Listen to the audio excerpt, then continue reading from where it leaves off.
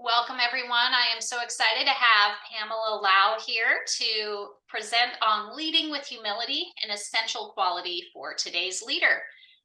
She brings more than 25 years of experience in speaking, teaching, writing, and mediating. As a former professor and an author and podcaster, she deeply understands the role of mentoring and building bridges from one generation to another. She's developed a wisdom in how to connect leaders with their teams.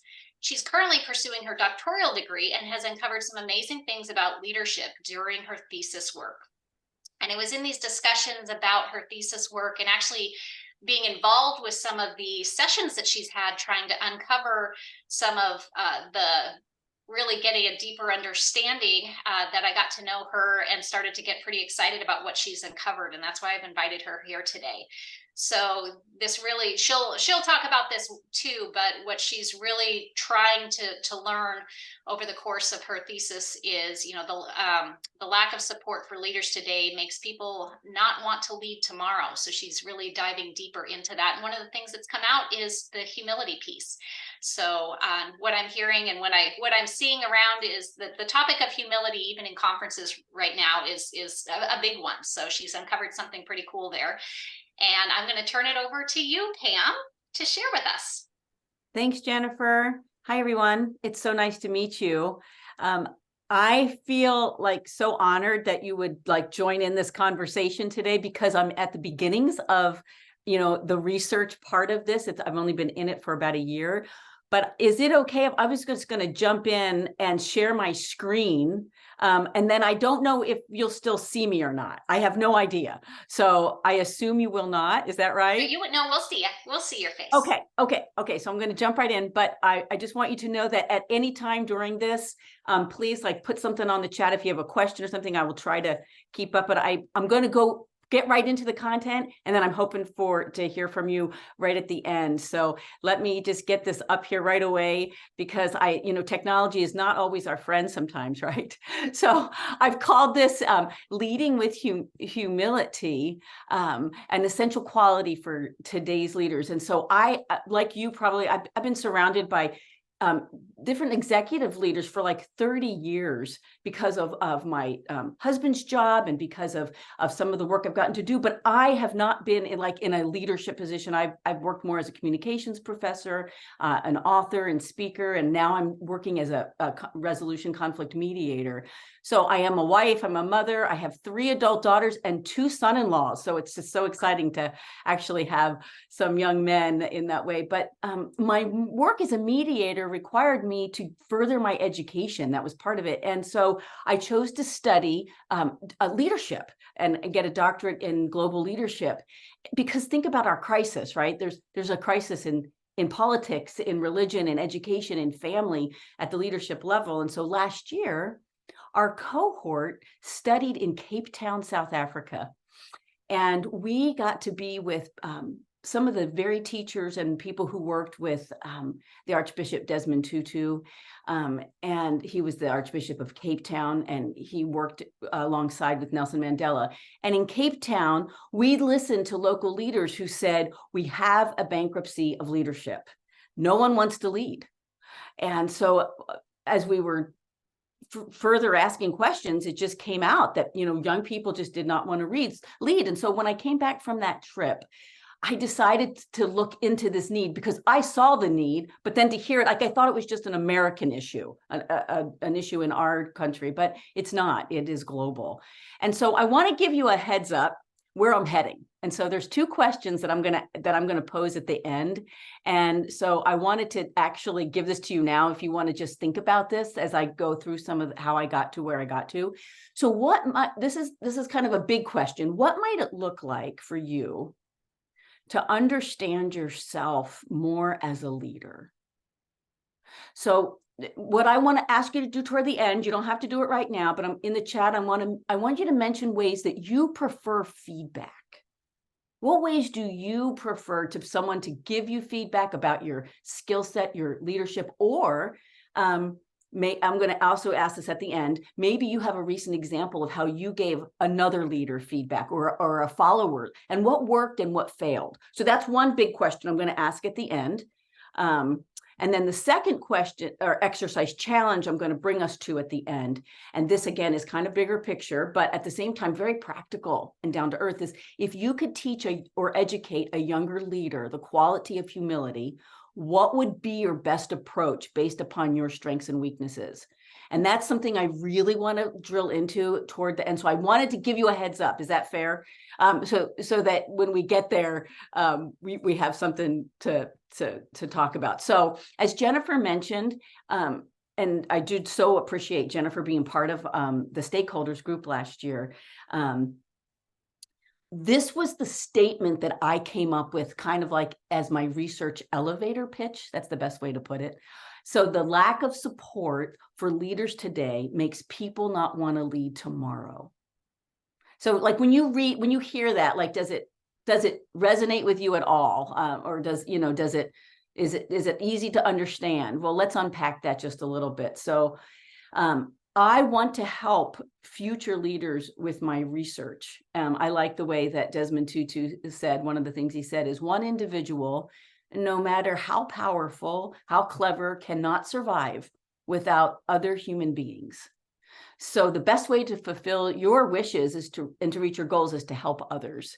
And that's really ultimately what I want with this research on leadership, is to help in some way in this crisis of leadership. So one of Jennifer, how do I move this bar here? Hold on. Oh, I got it. Okay. One of my mentors in the program started off this whole program saying that the constant condemning of leaders publicly makes people not want to lead. And I bet we can all think of examples of where we see constant condemning of leaders. We live in a cancel culture, right? I mean, this is the air that we breathe. But why? Why is there so much condemning? Let's see if this is going to move for me. Oops, hold on. Sorry. There we go.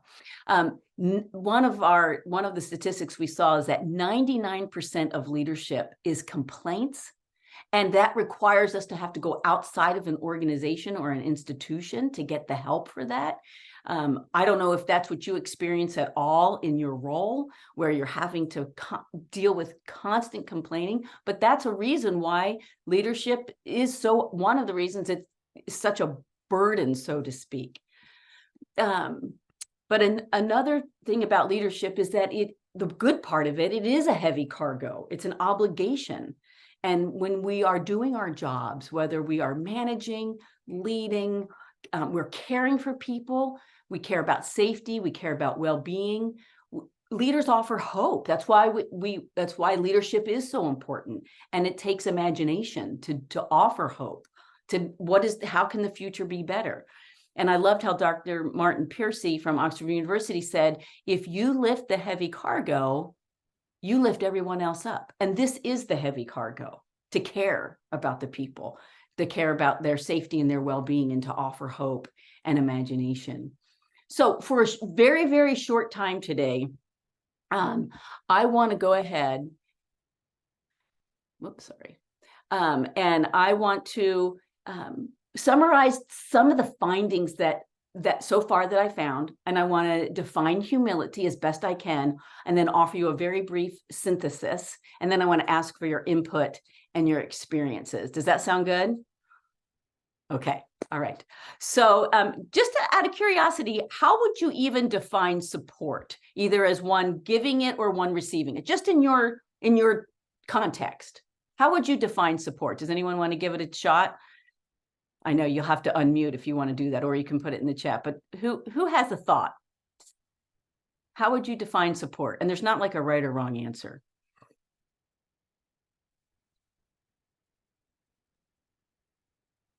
Marianne says helping someone else. Okay, excellent. That's one way. Anything else that you just want to say?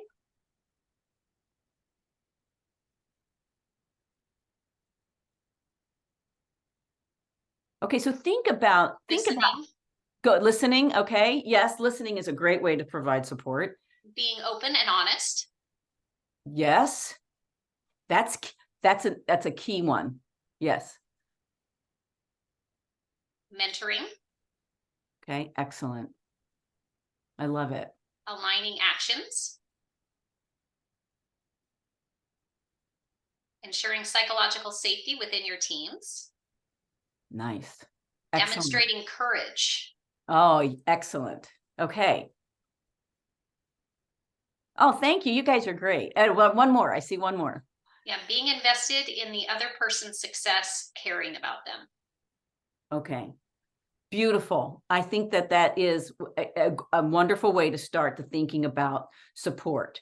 So 1 year ago today, or within this month time frame, I met with 2 different groups of leaders and from various backgrounds, and I asked them what were some of the underlying causes to a lack of support for current leaders and emerging leaders. Okay, so I asked them what could be some of the issues, and this is what they said.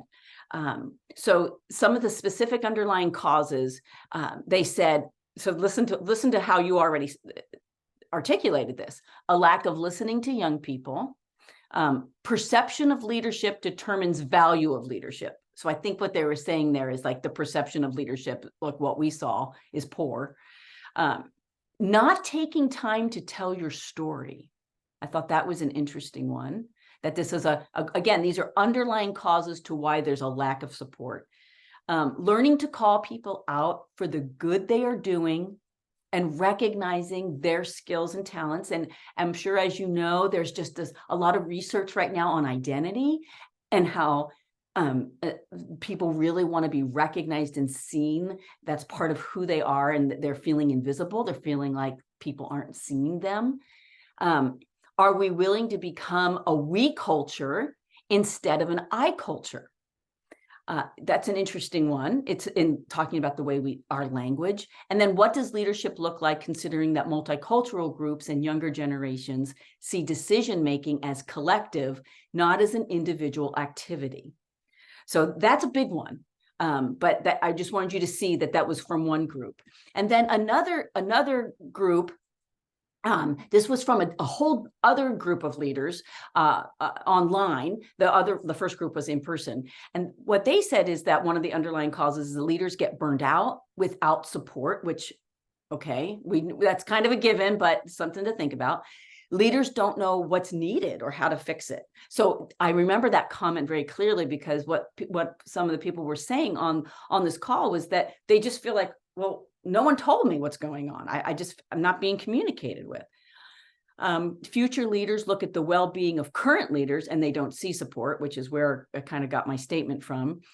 Individuals, this came from some middle and upper level managers. Individuals want influence and a title without hard choices. So one woman who works at a grant funding institution, she said that when she had a job opening, the people who applied for the job wanted to have this job for the title, but they did not have the experience for that job yet. And she found that it was really hard to explain to them that you need to have experience. And so this came up a few times in our session.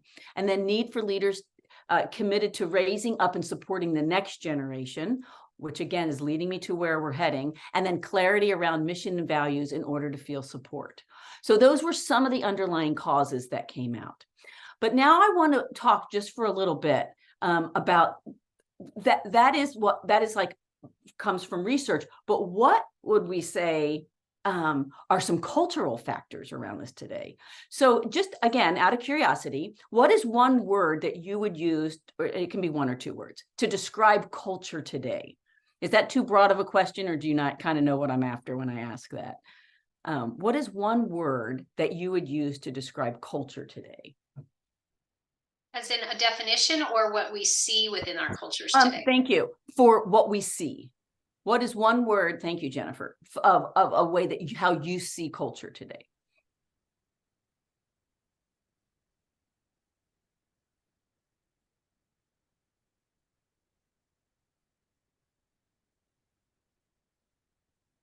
Fragile. Ooh, that's a good one. Yeah. Transitioning, fragmented. divisive,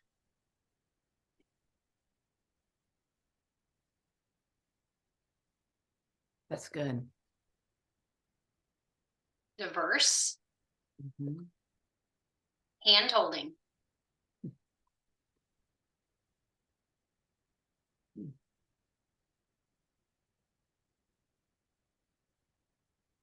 Excellent. I mean, again, we see, and we could spend so much time just even on that, but I'm going to keep us going here. So here, interesting, what was most mentioned when I asked my groups this was what cultural factors impact the lack of support for leaders.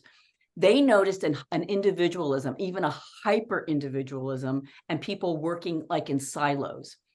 And then maybe an unwillingness to be held accountable to the needs and interests of others rather than pursuing individual preferences.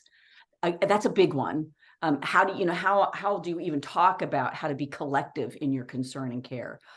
Some interesting ones for me that I'm probably I wish that I had the time to look into more, but is hurry, this just rushing through things, mission creep, losing sight of what the mission was and the purpose of the organization, a lack of vulnerability around differences. And that's what I heard someone mention earlier about what support is being open and honest and transparent. And they're saying that in culture, there's a lack of vulnerability around differences, a real cynicism about things, and an emphasis on productivity over creativity, and then a decreased alignment in shared values. So those were some of the things that came out about culture. And I have a feeling that we could spend an enormous amount of time really unpacking that. But here's where I'm landing for today. So here's where I'm going with this. And this is why you all are here. And I'm hoping that you have some even more insight. Could humility mitigate a leadership crisis?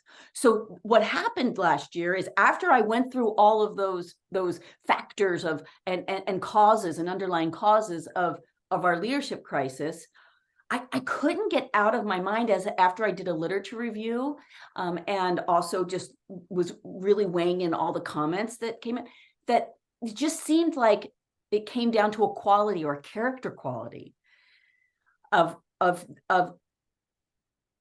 and I like the word humility. To me, isn't even something that we go around talking about, although Jennifer says it's becoming more and more in some of our conferences. But I didn't think I'd even find anything on it. And lo and behold, there is a ton of research on how this is a need for leaders.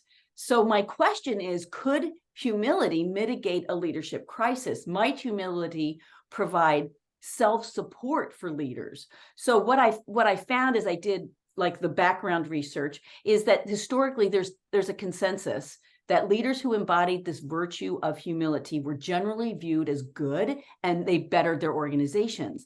But what writers and historians note is, listen, they said all leaders are going to fail. Managers are going to fail. We are flawed human beings. We're going to fail. But the leaders who had the humility about it, they maintained their authority. They maintained, their presence in the organization. So the deeper question for me then is what I'm asking here is, how does humility provide? Now follow me on this, because you might be thinking she's stretching this. How does humility provide self-support for leaders? And if you're really like with me on this, you might be thinking, well, who should be humble here? The leader or the follower, right? I mean, you're thinking this is a two-way street, and I absolutely agree. But how might humility, and that's a whole nother issue, right? Is, what comes first? But how might humility be of self-support? Does it create less burnout? Could humility,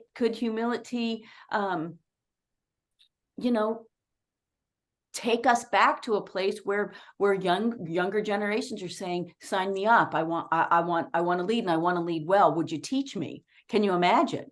If that was kind of what was happening. So management scholars and practitioners are arguing that we need tomorrow's leaders to develop more of this humility. And think about it. I'm sure in your in your areas of expertise, you have to have a lot of trainings. Workplaces are growing with so much complexity and requirements and standards and political language and diversity. How do we bring change about without people getting offended? And like you said, beautiful, being so fragile.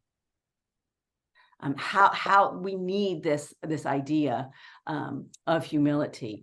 So let me keep going here so we can get to our discussion. I looked up, this is like sign of the Latin of humility, right? Humbleness, modesty, lack of pride, lowliness, lack of vanity, obedience actually is part of the definition, unpretentiousness.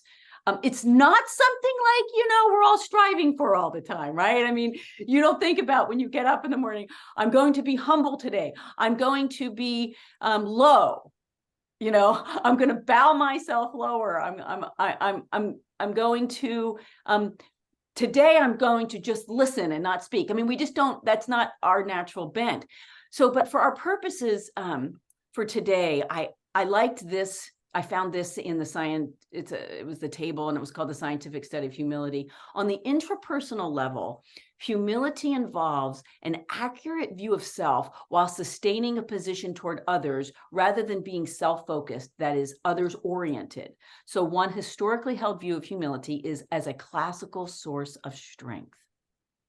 Could we see it as a classical source of strength? I like how one writer said it takes a degree of confidence and courage, which you said, by the way, courage, to admit that one does not know something and to step out of the role of being the authority. It takes a lot of courage to do that. So as I get to these last couple slides before I open it up, this was something I found that I thought would be a great place for us to discuss. If you are at all in reading some of the literature from the last 2 decades, you know that leadership theorists have focused more on the importance of humility, the servant leadership, level 5 leadership with Jim Collins. They're saying that this is where a true effectiveness is coming from. And in the wake of corporate scandals and a lot of the religious world of leaders falling, celebrity leader status, there seems to be a cry for humble leadership. And employers and employees are naming, what is leader humility? And so here's what I found, and this is where I'd like to land today.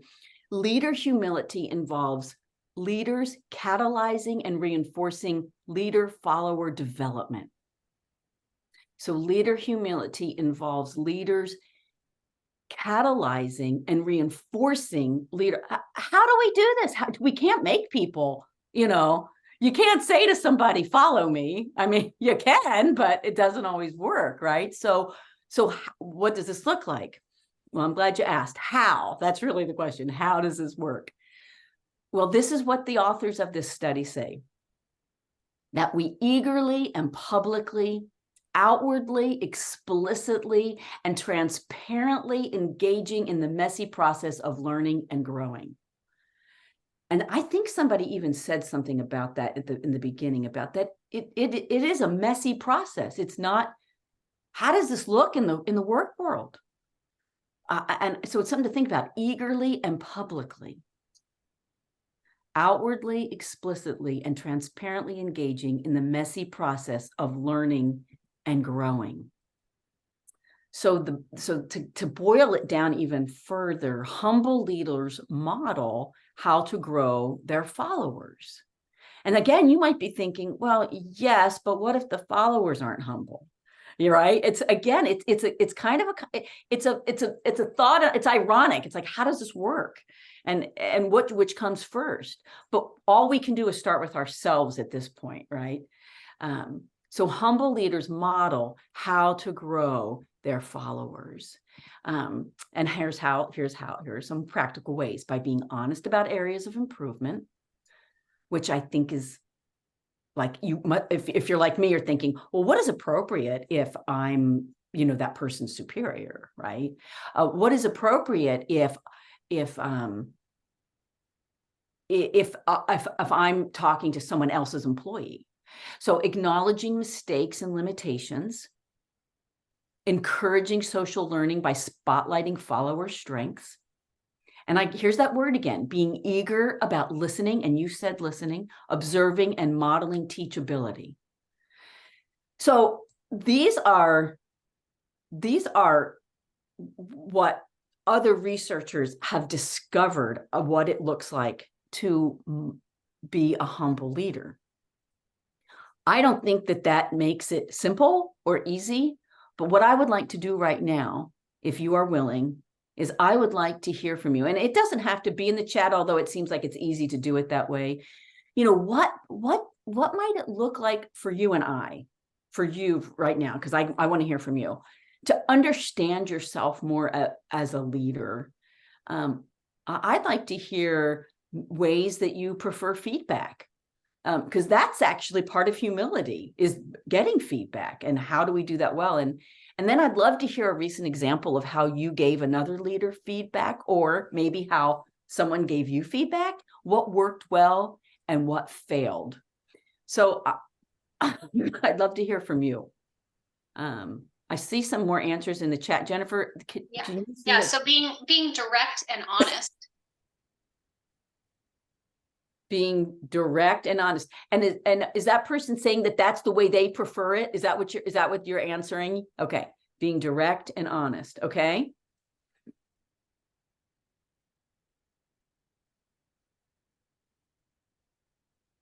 Asking direct employees for honest input on how I come across to them. So getting not manager input, like a review on how you're doing, but actually the feedback from those people that they're leading is what I'm reading into that. So I think that shows a lot of humility when you're able to sit around the table with your team and ask them. Mm-hmm.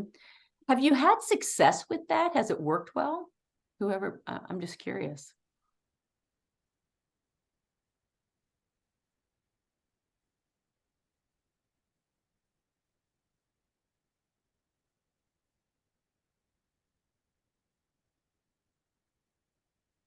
Some success. Some success. Okay. So is the problem with that our response to the feedback, is that part of the problem? What keeps us from being able to receive it? Or what keeps you from being able to receive it?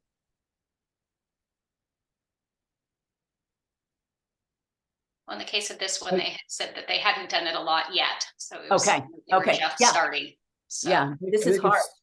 I'll just speak to it. I don't think it's a matter of not receiving it. Okay. It's just learning and trying to improve through time about it. Like I said, I haven't done a lot of it yet, but you asked for how you could, and that's one of the things I could do more of. Oh, that's excellent. Thank you.